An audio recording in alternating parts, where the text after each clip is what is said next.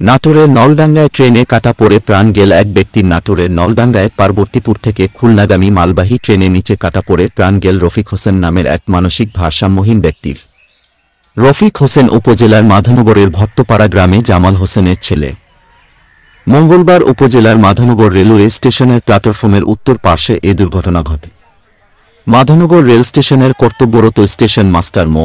ইমদাদুল হক মিলন ঘটনাটির সত্যতা নিশ্চিত করেছেন। বিস্তারিত দেখুন নাটোর প্রতিনিধি শাহাবুল আলমের প্রতিবেদনে।